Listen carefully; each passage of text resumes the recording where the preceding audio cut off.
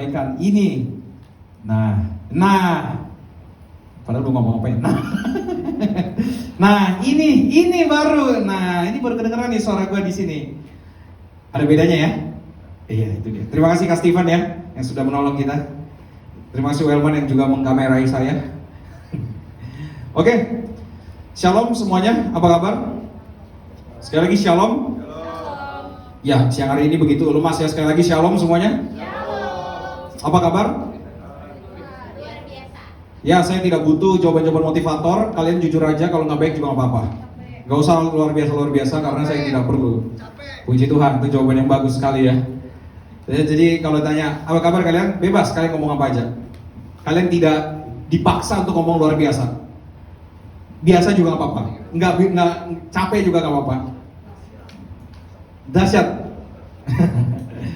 Oke. Sebelumnya kita akan kembali melanjutkan pembahasan kita di dalam topik interpersonal relationship. Sekali lagi kita sedang membahas interpersonal relationship.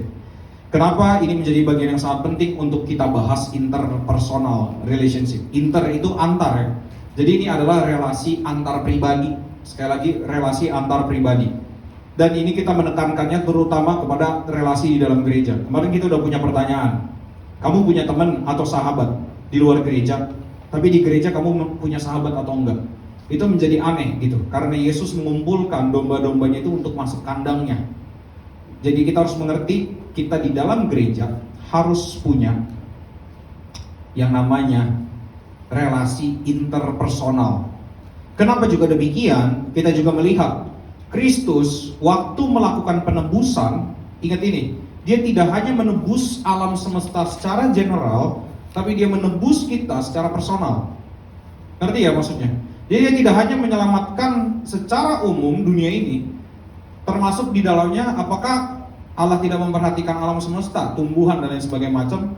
Jangan lupa, di dalam kisah air bah, Tuhan menyelamatkan juga binatang. Tidak hanya manusia yang diselamatkan. Jadi kita harus melihat, di situ Tuhan sustain ciptaannya, mempertahankan ciptaannya. Dia tidak hanya manusia, tapi juga ciptaannya. Allah secara umum juga memberikan belas kasihannya kepada ciptaannya. Tapi jangan lupa, Allah waktu menyelamatkan kita, Yesus waktu menyelamatkan kita juga secara personal. Maka sekarang kita memiliki hubungan yang personal dengan Tuhan ketika kita percaya kepada Tuhan. Ini yang harus kita maknai. Makanya kita bukan orang asing di hadapan Allah. Setiap kita adalah anaknya. Perhatikan, kita adalah anaknya. Kita bukan orang asing di hadapan dia. Sebelangsak-belangsaknya kita, sekali dia bilang anak, sampai kapanpun tetap anak. Karena Allah itu adalah Allah yang setia. Ingat ini, karena kesetiaannya, karena kita mungkin ada kadang-kadang 1-2 hari, 1-2 kali kita ini menjadi orang yang kurang ajar. Mungkin gak 1-2 kali, 10-20 tahun lah, kurang ajar.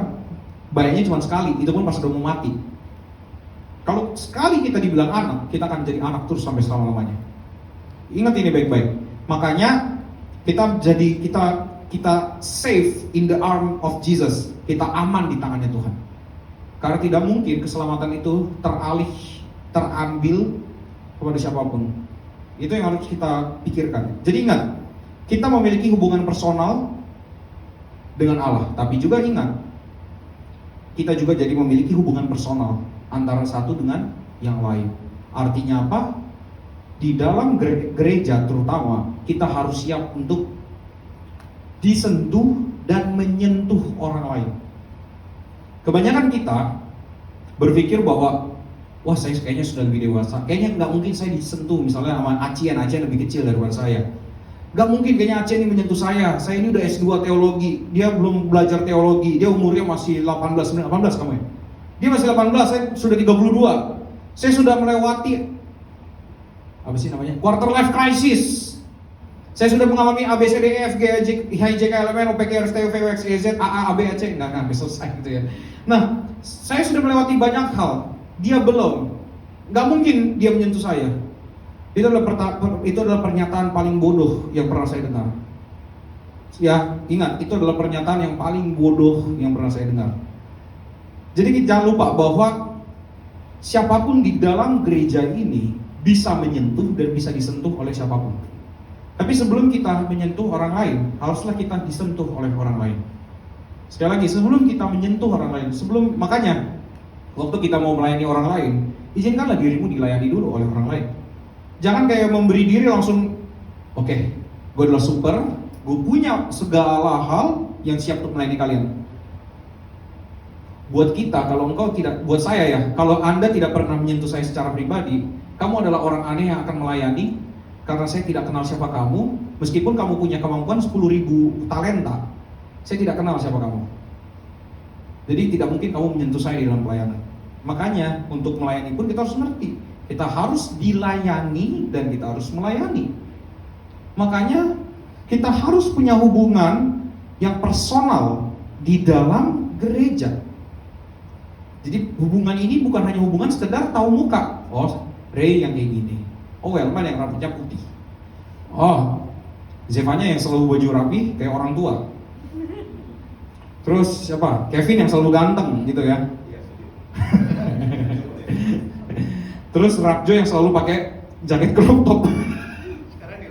Sekarang pakai Laura jaket crop top. Nah, hubungan interpersonal bukanlah hubungan yang tahu muka, tapi tahu dirinya juga. Jangan cuma tahu muka. Ya, muka bisa ditiru. Ingat, muka itu bisa ditiru. Tapi engkaunya tidak mungkin bisa ditiru. Sidik jarimu aja bisa beda, nggak mungkin sama. Ingat, muka bisa ya ditiru ya. Ada orang yang mukanya mirip ya. Siapa yang bilang muka gue mirip siapa ya? Tulus. Muka gue dibilang mirip Tulus. Harusnya nasib juga mirip sama Tulus ya. Dia Tulus, gue nasibnya ikhlas. Lebih ke situ Tulus ikhlas. Nah, ini jadi kita harus bisa menyentuh dan bisa disentuh. Harus bisa memiliki hubungan yang interpersonal di dalam gereja. Makanya oleh dari itu, Reveal itu punya kita punya align yang sama dengan Gereja Sungai Ordan. Kita memiliki di sini yang namanya pemuritan atau pembapaan atau komsel secara intim. Mungkin real itu adalah komsel yang secara umum gitu ya. Tapi kita punya komsel yang secara intim yang dikerjakan. Jadi saya mau endorse terutama teman-teman yang mungkin baru join di dalam Reveal, yang memang sudah kayaknya boleh, aku mau lebih serius lagi di Reveal. Di dalam Reveal kita ada komsel yang akan lebih serius lagi ngomongin dan juga akan lebih serius lagi di dalam interpersonal relationship.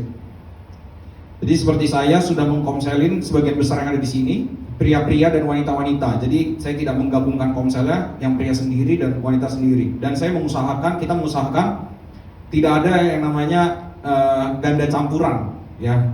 Jadi semua kalau bisa homogen, bukan homoseksual, homogen. Homogen maksudnya laki sama laki, cewek sama cewek. Tapi di dalam generasi pertama, karena belum ada perempuan-perempuan yang bangkit, jadi untuk sampai selamanya saya yang mengkomselin mereka. Tapi nanti komselingan selanjutnya akan diatur semuanya oleh Kak Vini. Boleh berdiri dulu Kak Vini. Kak Vini adalah mentor atau leader dari discipleship di gereja ini. Dia sudah menyelesaikan bahan komsel kita semua. Dan dia sedang dalam progres menyelesaikan bahan komsel lain dari buku yang sudah dibelinya, gitu ya, teologi sistematika. Oke, jadi teman-teman, saya berharap semua kita ini adalah program gereja, jadi sebisa mungkin gumuli dan juga ikuti supaya kita bisa bertumbuh lebih serius lagi di dalam kebenaran firman Tuhan. Dan kemarin kita udah belajar banget tentang interpersonal relationship.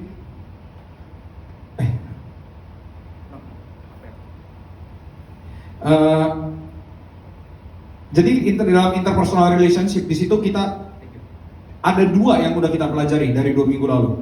Yang pertama kita belajar tentang, ada yang ingat? Kasih. Kita punya 2 pertanyaan yang dipakai oleh Welman dan Zevanya kemarin di pelayanan sekolah. Pertanyaannya apa? Dengan apa sih kamu merasa dikasihi oleh orang lain? Ingat nggak? Dengan apa kamu merasa dikasihi oleh orang lain? Dan yang kedua, pikirkan orang yang membuat kamu gampang on off dan kamu mau dikasihi apa, tindakan apa yang membuat kamu dikasihi oleh orang itu, gitu ya. Dan di pertemuan kedua minggu lalu kita udah belajar tentang ternyata interpersonal relationship itu tujuannya supaya supaya selamat. Dan hari ini kita akan membicarakan satu hal yang sangat penting di dalam interpersonal relationship, yaitu tentang uang dan relasi. Sekali lagi, tentang uang dan relasi. Kita akan membagi ini menjadi mungkin 2 atau 3 kali khotbah. Saya tidak akan membahas semuanya langsung hari ini. Hari ini kita akan membahas kecenderungan manusia dengan uang di dalam relasi. Sekali lagi, saya akan membahas hari ini kecenderungan manusia di dalam uang dan akan berkaitan dengan relasi. Maka dari itu kita akan baca firman Tuhan satu ayat dari 1 Timotius 6 ayat 10. Mari kita buka Alkitab kita bersama-sama. 1 Timotius 6 ayat 10.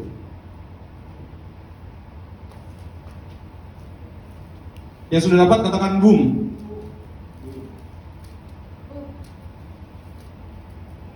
Lebih keras lagi boomnya.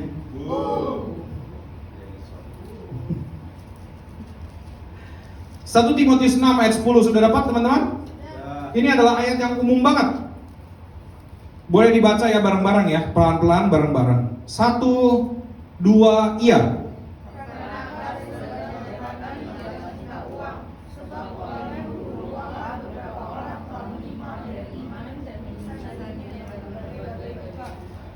Sekali lagi baca sampai titik pertama aja. 1, 2 ya. Oke, stop sampai situ. Kita udah pernah bahas uang di real ya. Nanti teman-teman boleh lihat lagi videonya di YouTube. Saya tidak akan membahas ulang lagi bagian itu. Kita akan membahas kalau dalam bagian ini. Teksnya apa kalimat depannya? Karena akar segala kejahatan. Perhatikan di sini. Di sini ngomongnya akar dan ngomongnya segala kejahatan. Jadi ini adalah the basis akarnya dari segala kejahatan. Paham ya? Ini adalah main pointnya ternyata dari segala. Ya kita nggak bisa. Oh kalau gitu bukan dosa dong. Aduh itu terlalu panjang jelasinnya ya.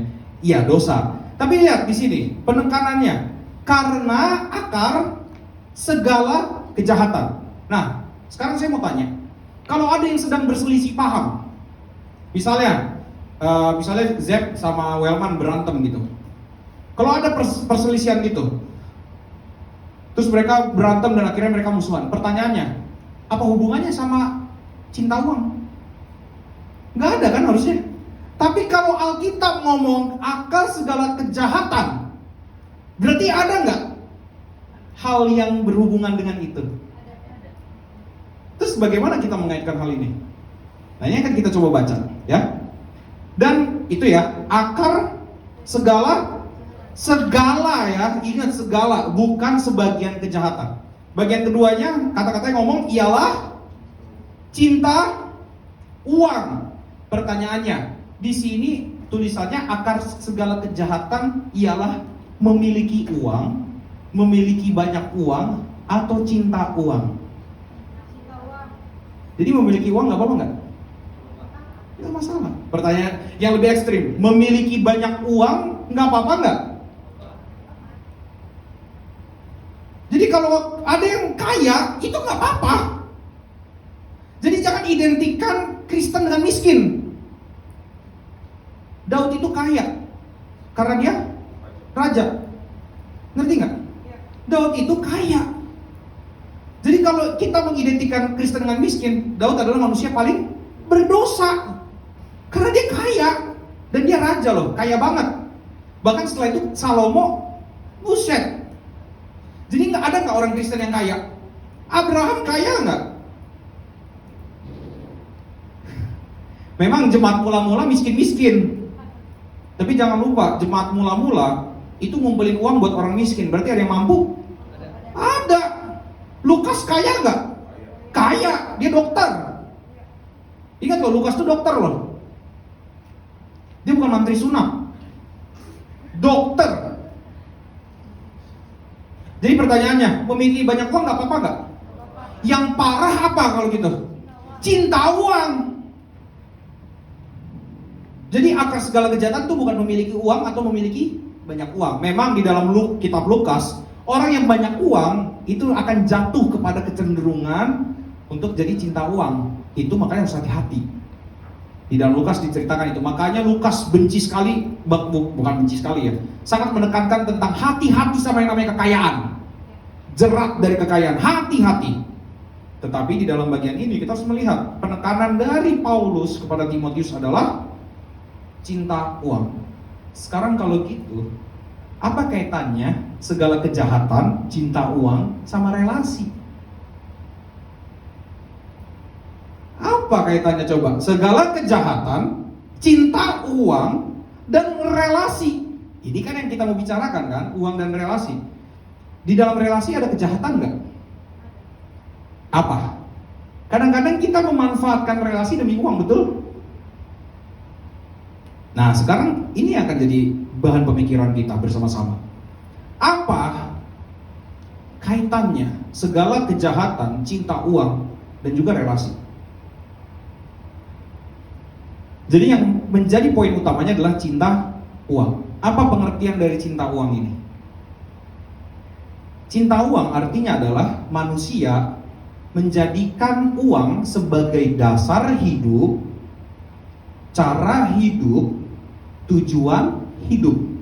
Sekali lagi, cinta uang artinya adalah manusia menjadikan uang sebagai dasar hidup, tujuan hidup, dan cara hidup. Ngerti ya? Dasar, cara, dan tujuan. Kalau dasar dan tujuan mungkin kita bisa pikirkan, tapi kalau cara hidup adalah uang, kayak gimana? Nah, coba perhatikan. Teman-teman pernah dengar adanya tes-tes yang masuk ke dalam instansi pemerintahan yang bayar? Sampai berapa ratus juta? Dan teman-teman tahu, ada segala macam bentuk pungli-pungli bayar supaya mendapatkan shortcut. Tahu? Tujuannya supaya bla bla bla, tapi sebenarnya dia menggunakan uang sebagai cara. Itulah maksud caranya memakai uang. Jadi dasarnya uang, caranya uang, tujuannya uang. Saya mendapatkan hal ini dengan cara memperbandingkan dengan cinta Tuhan. Di dalam Matius 6 ayat 24, kan kita tahu ya bahwa Yesus memperbandingkan dirinya dengan Mamon. Berarti di sini ada sebuah perbandingan antara manusia yang cinta Tuhan dengan manusia yang akan cinta Mamon. Cinta Tuhan itu artinya apa? Menjadikan Allah sebagai dasar hidupnya, cara hidupnya, dan tujuan hidupnya. Maka kalau cinta uang artinya apa? Sebaliknya, menjadikan uang sebagai dasar hidupnya, cara hidupnya, dan tujuan hidupnya. Sampai sini bisa dipahami? Jadi kita harus ngerti, kalau gitu akar segala kejahatan adalah cinta akan uang. Berarti ini artinya adalah manusia menjadikan uang sebagai dasar, cara, dan tujuan hidup. Kak, masih belum jelas? Sabar, tenang. Ini semua akan semakin jelas sebentar lagi, ya. Oke, tapi kita itu dulu 3 poin ini: dasar, cara, dan tujuan. Jadi kita perbandingkan dengan cinta Tuhan. Sudah dapat poinnya? Sudah sampai sini bisa dipahami ya? Nah, sekarang kita akan masuk. Tapi sebelum masuk ke dalam bagian yang lebih serius lagi, saya ingin memberikan sebuah pemikiran. Kita harus ngerti, manusia itu tidak mungkin hidup dengan 2 prinsip atau 2 paham. Oke? Tidak mungkin hidup dengan 2 paham. Tidak mungkin sebentar hidup dengan cinta uang dan sebentar hidup dengan cinta Tuhan. Ingat ini, gak mungkin. Oke, paham? Lalu sekarang saya ingin kita sama-sama merenungkan. Saat ini saya cinta Tuhan atau cinta uang? Cara merenungkannya gimana? Paling gampang. Udah mulai senyum-senyum Jepangnya, ntar lagi mau keluar gereja katanya. Coba, sekarang gimana cara kita merenungkan apakah kita cinta uang atau enggak? Mau tahu caranya? Caranya adalah dengan memperhatikan tempat di mana engkau mencari uang. Yaitu apa? Pekerjaanmu saat ini. Engkau bekerja karena uang atau karena Tuhan?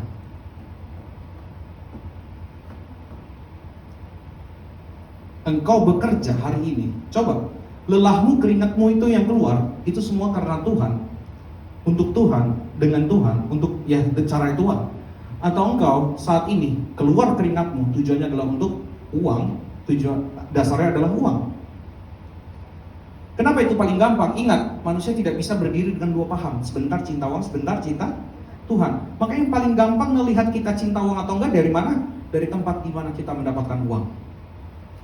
Dan kalau hari ini kita mendapatkan uang dengan tujuan untuk uang, bukan untuk Tuhan, hati-hati, jangan-jangan kita sudah cinta uang. Sudah cinta uang. Dan teman-teman tahu orang yang cinta uang itu artinya apa? Menggunakan matematika uang, ya, menggunakan matematika uang di dalam seluruh kehidupannya. Jadi semuanya akan diukur dengan untung rugi, betul kan? Untung ruginya itu berkaitan dengan nominal. Ini untung ini buat gua nggak masalah. Ini merugikan aku, tidak usah, nggak bisa. Ini merugikan aku. Iya nggak? Di kerjaan kita gitu nggak? Kalau kita lihat kerjanya nyebelin, yang penting uangnya banyak. Aku nggak apa-apa mengorbankan perasaanku di dalam pekerjaan ini, yang penting uangnya banyak. Jadi bekerja untuk uang atau untuk Tuhan kalau kayak gitu?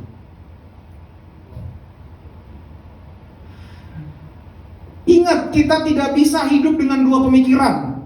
Sebentar cinta uang, sebentar cinta Tuhan, nggak bisa.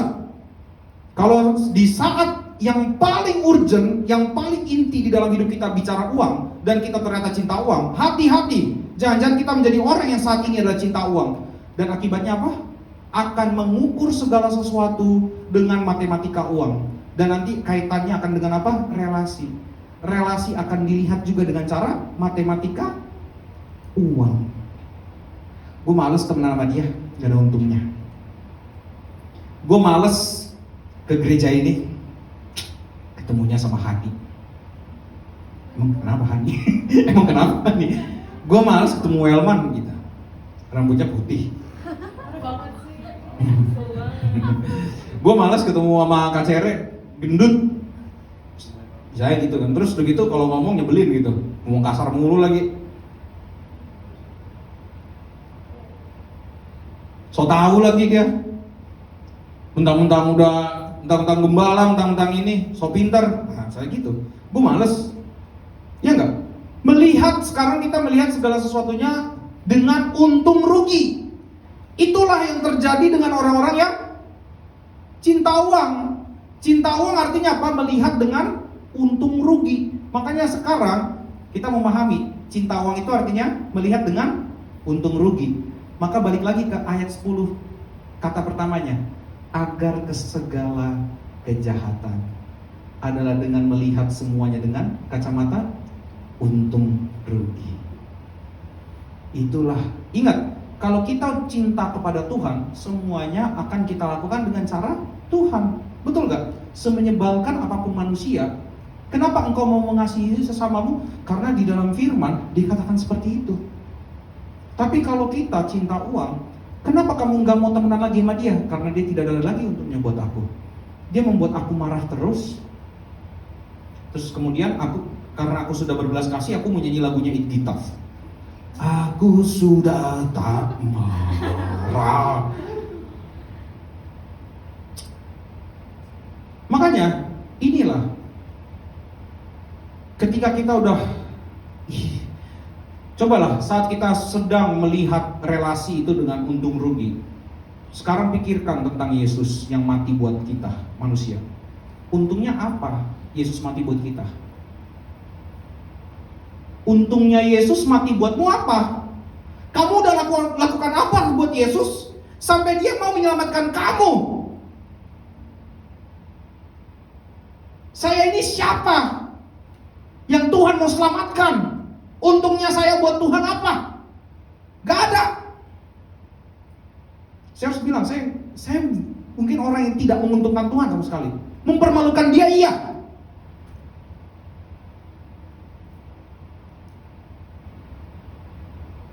Jadi kenapa kita, Tuhan yang tidak memandang untung rugi kepada kita kok memandang orang lain dengan cara untung rugi?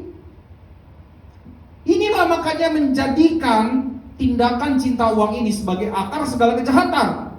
Memandang segala sesuatu dengan untung rugi. Ketika berbuat dosa, udah tahu ini salah, tapi enak. Bener kan?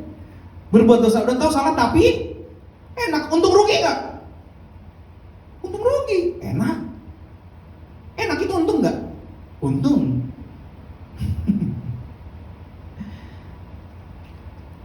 Kan kalau dosa kan mungkin kita hanya tersindir secara oh ya ini dosa udah gitu. Tapi kalau enak itu kan kayak seluruh badan menikmati, betul nggak? Mau dosa apapun itulah. Oh enak. Itulah manusia di dalam seluruh hidupnya. Kita ketika memandang uang, itu kita memandang dengan cara cinta uang. Dan seringkali ketika cinta uang, artinya kita memandang segala sesuatunya dengan matematika uang.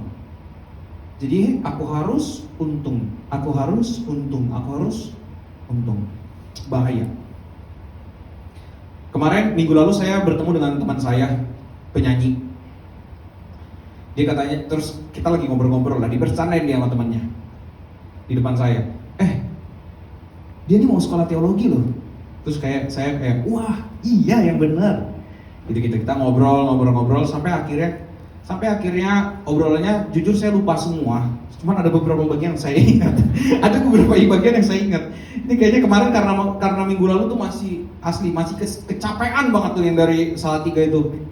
Terus kayak kegiatan belum berhenti. Jadi itu kadang-kadang orang tuh ngomong apa? Oh iya, habis itu lupa semua. Tapi ada beberapa bagian yang saya masih ingat. Pertama, saya mempertanyakan kepada dia tentang dia kan penyanyi. Penyanyi itu bayarannya lebih besar daripada yang main musik. Itu udah jelas. Itu kalau dihitung-hitung minimal penyanyi itu bayarannya 75% dari UMR Jakarta lah sekali manggung. Gitu.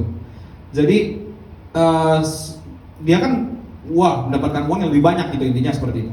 Akhirnya saya bertanya sama dia, kenapa kamu mau jadi pemain musik? Itu loh pertanyaan yang tidak bisa dia jawab. Kenapa ya? Kenapa gue mau jadi pemain musik ya? Kenapa gue mau nyanyi ya? Apakah, terus gue tanya lagi, apakah lu main musik karena uangnya aja? Easy money. Gue harus bilang, main musik itu kalau lu dapat channel yang bagus, dapat tempat yang bagus, easy money. Benar-benar se-easy itu. Jadi apapun gitu ya, yang kadang-kadang ada tempat pekerjaan easy money, betul ya?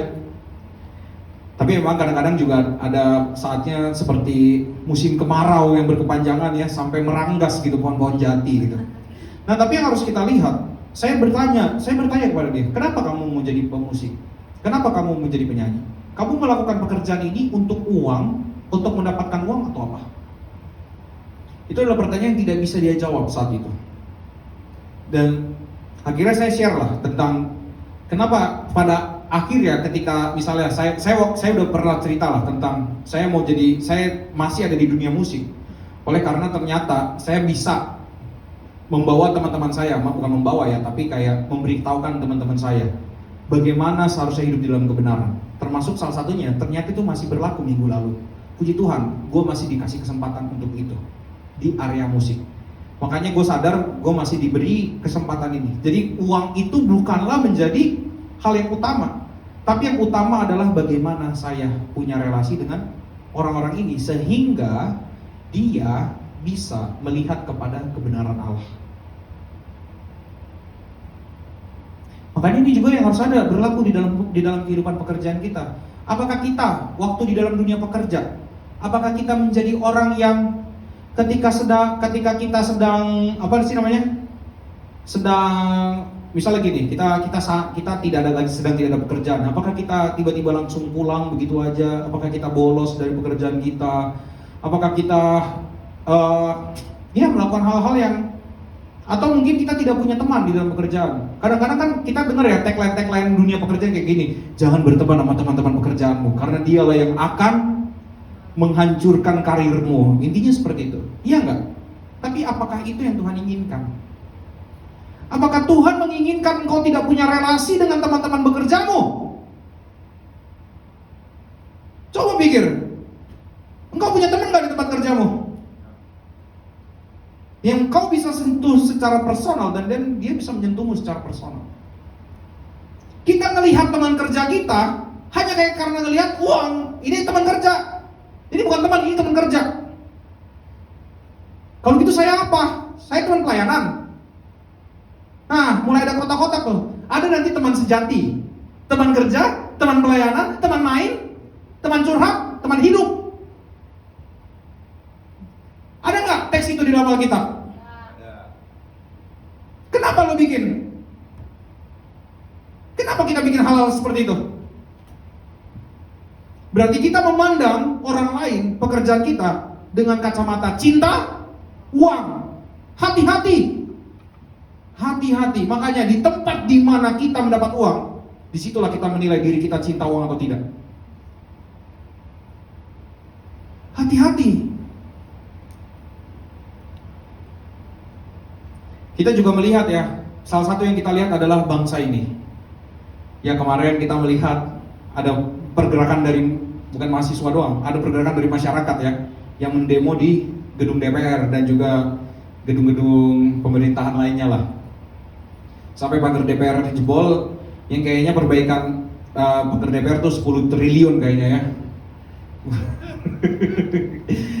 Perbaikan, terus membersihkan sampah-sampah demo kayaknya menghabiskan dana 45 miliar kayaknya. Nggak tahu lah, tapi pada intinya kita melihat, sekali lagi kita melihat, ini kan karena, ini kan saya nggak bisa bilang itu adalah kebenaran, tapi ini adalah asumsi dari masyarakat. Asumsi dari masyarakat adalah bahwa melihat presiden ini adalah KKN, melakukan tindak KKN, betul ya? Dengan tujuannya dia melakukan ini adalah karena untuk mempertahankan kedudukan dan intinya adalah bicara tentang uang. Oke, pokoknya itu. Dan setelah itu saya lihatlah postingan beberapa teman saya. Dan di dalam postingan inilah saya merenungkan banyak hal. Saya nggak, mungkin teman-teman, mungkin kegiatan-kegiatan itu saya juga merenungkan banyak hal. Tapi yang lebih membuat saya merenung adalah postingan-postingan dari teman-teman saya, dunia musik. Teman-teman saya di dunia musik ada yang posting kayak gini. Pertama, ada yang posting, gue udah tahu ini orang nih dari 10 tahun lalu sebelum jadi presiden dia akan jadi begini. Terus ada yang bilang kayak gini, tidak akan post Indonesia darurat karena saya sudah tahu dari 10 tahun yang lalu bahwa Indonesia darurat ketika dipimpin oleh orang ini. Ada yang bikin postingan kayak gitu. Tapi ada yang postingan yang paling menarik buat saya. Ada teman saya yang tiba-tiba ngomong gini, itulah mengapa saya udah males main yang namanya pemerintahan dan presiden-presidenan. Oke? Itulah kenapa gue udah males main yang namanya pemerintahan dan presiden-presidenan. Artinya dia nggak ikut pemilu juga, dan dia hanya menganggap presiden itu sebagai kepala negara, tetapi tidak berhak untuk mengatur hidup saya. Ngerti gak? Dia hanya kepala negara, tapi tidak berhak untuk mengatur hidup saya. Yang saya renungkan adalah, inilah yang juga kadang membuat orang males main gereja-gerejaan dan juga Tuhan-Tuhanan. Ngerti gak? Kenapa? Ada orang-orang, ada hamba-hamba Tuhan, ada juga jemaat-jemaat di dalam gereja yang ternyata memakai cara hidup dunia di dalam gereja. Sehingga apa? Ketika dunia melihat kepada gereja, gua males main Tuhan-Tuhanan dan gereja-gerejaan. Karena apa? Memakai cara hidup dunia di dalam gereja.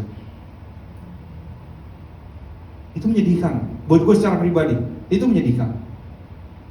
Terus kemudian mungkin ada yang ngomong kayak gini, ini pasti gereja-gereja besar nih, gereja ini. Gak usah. Kita gak usah lihat gereja yang seperti yang adalah institusi yang menggabungkan banyak orang. Tapi saya ingin kita berfokus kepada gereja secara pribadi, yaitu kita sendiri. Pertanyaannya gini, sebelum Anda menghakimi gereja ini adalah gereja yang money oriented, sekarang lihat dulu kepada diri kita. Kita di tempat ini punya teman apa enggak? Simple aja ngelihatnya gitu dulu. Kita ngelihat teman kita, kalaupun kita punya teman, kita ngelihat teman kita itu untung rugi atau kita ngelihat dengan memakai kacamata kebenaran. Kalau kita ngelihat teman kita dengan cara yang untung rugi, bukankah kita sedang memakai cara hidup yang ada di dunia ke dalam gereja? Itulah kenapa gereja menjadi tempat yang memuakkan. Anda jangan hanya bilang hamba Tuhan, kok hamba Tuhan begini? Anda juga begitu. Kita juga begitu. Melihat kadang-kadang orang-orang di dalam kita melihat teman kita tidak bisa melihat seperti Kristus melihat mereka. Kita hanya melihat dengan cara matematika uang. Mukanya jelek, gak usah temenin. Kayaknya omongannya kurang tepat. Ini orang kayaknya penampilannya lusuh deh. Kayaknya belum mandi 10 tahun, gak usah lah bau. Apakah Tuhan menyentuh orang kusta enggak? Orang kusta, kalian tahu gak itu bau? Orang kusta itu bukan orang yang wangi loh. Yang gak wangi Zara, wangi apa lagi ya? Creed Adventus, apalagi sih kapal-kapal ini? Black Opium mah murah bro. Gak murah maksudnya. Apa sih Herme Aqua apa? Aqua de Beber itu lagu ya, Aqua de Beber. Gua nggak tahu lah apalah namanya. Nah, kalian tahu nggak kalau kusta itu bau? Tahu nggak? Yesus sentuh nggak orang kusta? Yesus sentuh orang bau? Lo kalau ada orang bau di sini lo jauh apa menyentuh? Lo kayaknya pakai deh deodoran gitu kayak atau apa lo?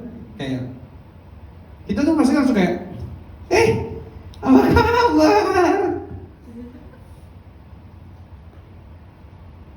Kenapa syarat untuk diterima olehmu adalah dia harus wangi, harus bersih, harus rapi, harus ini, harus ini, harus ini. Kalau syarat itu Yesus pakai kepada kita, udah mati berapa langkah kita? Seharusnya kalau Tuhan menerima kita unconditional, harusnya engkau juga bisa seperti itu. Tapi kita selalu menerima orang lain dengan cara kondisional. Dia habis marahin gue, males gue sama dia. Dia kayaknya sensi deh sama gue. Gak deh, gue gak mau. Dia salah deh sama gue mau diem dulu deh sama dia 10 tahun. Pokoknya harus dia minta maaf duluan sama saya, baru saya akan membukakan pintu maaf buat dia. Baru saya mau bicara sama dia. Anda siapa sih? Kenapa Anda punya harga diri sebegitu tinggi sampai susah disentuh diri Anda? Pikir ini baik-baik. Makanya itulah kenapa dibilang akar segala kejahatan adalah cinta uang. Karena ketika orang sudah cinta uang, akan memakai matematika uang di dalam segala sesuatu, termasuk di dalam relasi. Jadi tolong lihat saat ini di tempat di mana kau bekerja. Itu paling gampang. Setelah itu lihat, kalau kita cinta Tuhan apa enggak, kadang-kadang yang kita nilai di mana? Di dalam gereja. Semua yang ada di dalam gereja ini, iblis pun nyamar jadi domba. Ingat ini ya, iblis nyamar jadi, ada serigala berbulu domba, nggak ada serigala di tengah kumpulan domba tetap serigala gitu, nggak mungkin. Ingat itu, oke? Nah, kita lanjut lagi. 1 Timotius 6 ayat 10. Titik selanjutnya. Sebab oleh memburu uanglah beberapa orang telah menyimpang dari iman. Jadi ini ada sesuatu yang dinamakan iman dan mereka menyimpang. Oke, belok ke kanan, belok ke kiri, itu menyimpang ya. Ini iman. Yang dinamakan iman itu adalah melakukan hal yang ini. Tapi ternyata mereka menyimpang. Saya mencari gitu dari Alkitab. Apa sih maksudnya menyimpang dari iman ini? Saya tidak menemukan jawabannya di dalam perikop ini. Tapi ternyata saya temukan di dalam perikop yang lain. Masih di dalam surat Paulus kepada Timotius. Kita buka 2 Timotius 3. 2 Timotius 3 ayat 1 dan 2 dan seterusnya. Kita baca ayat 2 aja lah, ayat 1 nggak usah. 2 Timotius 3 ayat 2. Yang sudah dapat katakan boom boom boom. Saya bacakan ya. Manusia akan mencintai dirinya sendiri dan menjadi, perhatikan di sini, kata mencintai diri dan menjadi hamba uang itu terjadi secara simultan atau bersama-sama. Bukan sesuatu yang terpisah. Dan nanti tindakan mencintai diri sendiri dan menjadi hamba uang itu kayak gimana? Perhatikan ayat kata-kata berikutnya. Mereka akan stop. Mereka akan kira-kira kalau membual itu sama orang lain atau enggak? Sama orang lain atau enggak? Kedua, menyombongkan diri. Menyombongkan diri kepada orang lain atau enggak? Lanjut ya. Mereka akan menjadi fitnah ini kepada orang lain atau enggak? Jadi sekarang pertanyaannya, berkaitan enggak uang dengan relasi? Lanjut lagi. Mereka akan berontak terhadap orang tua. dan tidak tahu berterima kasih. Lanjut apa lagi? Tidak tahu, lanjut berikutnya. Tidak tahu mengasihi. Terus apa? Tidak mau berdamai. Terus apa lagi? Suka jelekin orang. Apalagi? Tidak dapat mengekang diri, garang, tidak suka yang baik, suka mengkhianat dan lain sebagainya macam. Jadi pertanyaannya, itu semua ada kaitannya dengan orang lain? Jadi cinta uang dan mencintai diri sendiri akan membuat relasi itu mati. Dan itulah kenapa dibilang akar dari segala kejahatan adalah cinta uang. Tindakan-tindakan orang yang cinta uang itu apa? Suka membual, sombong, ditunjukkan kepada orang lain. Teman-teman ngerti ini ya? Terus apa di sini? Mereka akan berontak terhadap orang tua. Baik, jadi di sini yang dibahas juga berbagai jenis relasi, bahkan kepada orang tua. Tidak apa? Mereka akan berontak terhadap orang tua. Artinya apa? Memandang orang tua dengan pandangan untung rugi. Bego orang tua gue nih. Lu nggak tahu apa yang gue kerjain gitu. Apakah di Alkitab diajarkan untuk tidak mengasihi orang tua? Satu-satunya, bukan salah-satunya mungkin ya, tapi salah satu perintah Tuhan yang dimana ada akibat langsungnya adalah perintah untuk menaati orang tua. Hormatilah ayahmu dan ibumu supaya lanjut umurmu di tanah yang dijanjikan Tuhan kepadamu. Itu perintah. Sedangkan kalau yang lain jangan mencuri, jangan membunuh, nggak ada kan? Supaya jangan mencuri supaya kau tidak dicuri, nggak ada kan kalimatnya kayak gitu? Nggak ada. Jangan membunuh supaya kamu jangan dibunuh.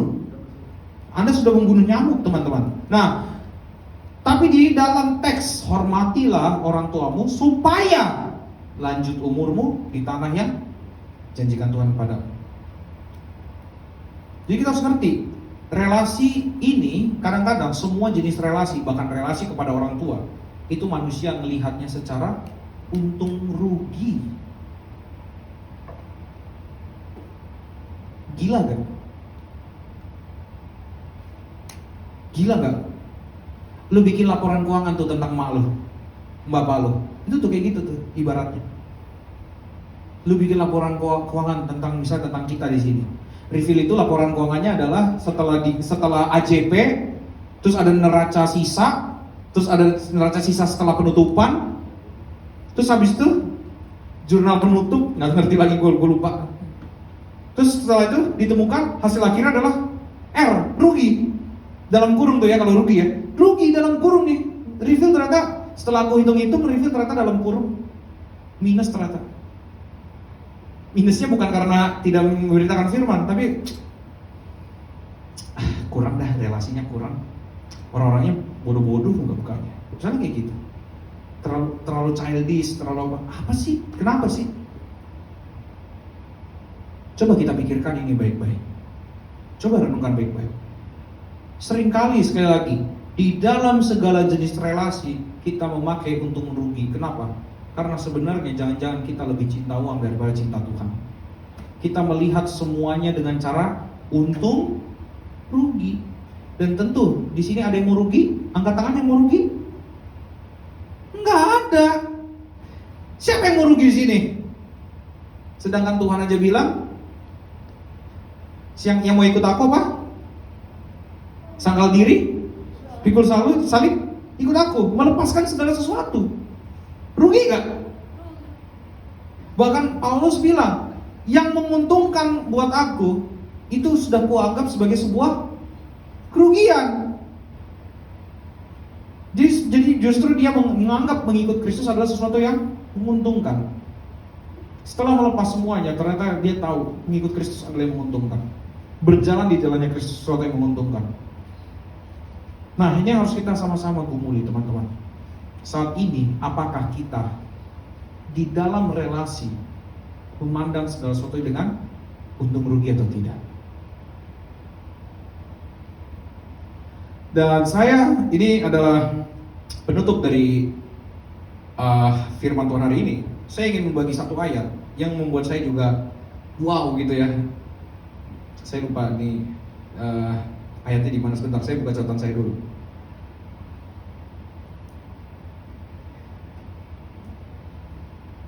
Ayatnya di dalam kitab Amsal. Mari kita buka Amsal. Amsal 17 ayat 16. Yang sudah dapat katakan boom. Amsal 17 ayat 16. Yang sudah dapat katakan boom. Oke, satu, kita baca ya bareng-bareng. 1, 2, ya.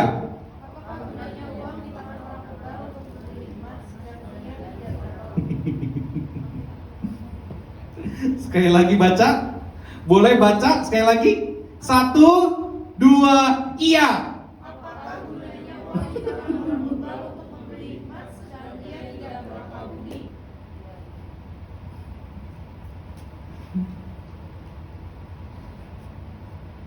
Apa gunanya uang di tangan orang bebal untuk beli hikmat, sedang ia gak punya otak?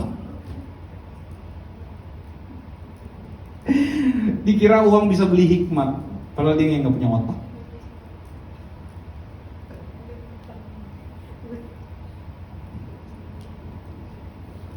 Ini ya, perhatikan ini teks ini dalam banget. Kita bisa memaknai dengan berbagai macam cara karena ini Amsal. Jadi nggak masalah. Apa gunanya uang di tangan orang bebal? Anda orang bebal atau bukan? Kalau kita adalah orang bebal, ya sudah. Lo kaya juga nggak ada gunanya sebenarnya. Tuh firman Tuhan mau ngomong kayak gitu. Kaya juga nggak ada gunanya. Karena apakah uang lo itu bisa membeli apa? Bahkan yang paling tinggi di dalam Amsal itu yang paling tinggi. Sesuatu yang paling tinggi dianggap di dalam Amsal itu adalah hikmat. Makanya semuanya dikaitkan, harta itu dikaitkan dengan hikmat. Kita harus ngerti ini. Semuanya yang di dalam Amsal itu akan dikaitkan dengan hikmat.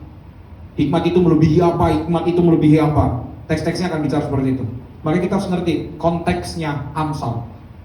Apa gunanya uang di tangan orang bebal untuk membeli hikmat, sedang ia tidak berakal budi? Maka yang paling penting di sini adalah orang bebalnya. Anda orang bebal atau tidak? Kalau kita bukan orang bebal, mari ikuti cara hidupnya Tuhan. Lebih baik jadi orang bodoh daripada orang bebal. Karena buat di Amsal, orang bebal itu tidak punya pengharapan. Tapi di orang bodoh masih ada pengharapan sedikit buat dia. Meskipun sedikit ada pengharapan. Tapi buat orang bebal sudah tidak ada lagi. Ingat itu. Jadi sekali lagi, apa gunanya? Sehingga sekarang yang harus kita pikirkan adalah siapa kita? Kita ini adalah orang yang cinta uang atau cinta Tuhan? Pikirkan ini baik-baik. Renungkan dari bagaimana kita mendapatkan duit. Renungkan dari bagaimana kita memakai cara-cara hidup kita, dasar hidup, cara hidup, tujuan hidup. Apakah semuanya itu untuk Tuhan?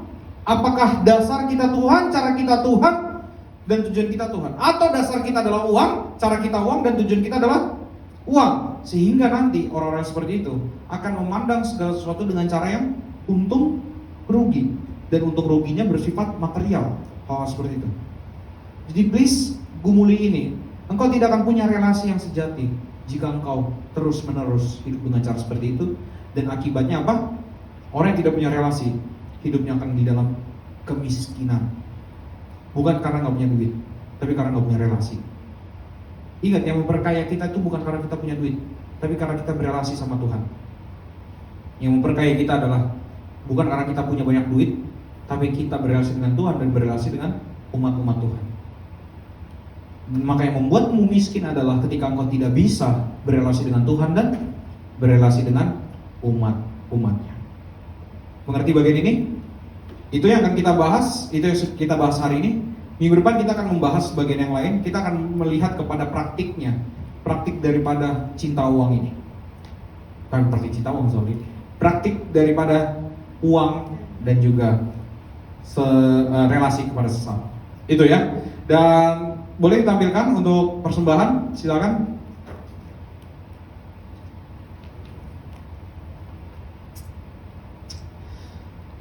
Kita jadi kemarin di rapat reveal saya sempat mention bahwa kita mau beli ini apa sih namanya, harmonik untuk kita sendiri. Tapi ternyata setelah melihat perpuluhannya saya mengurungkan niat itu.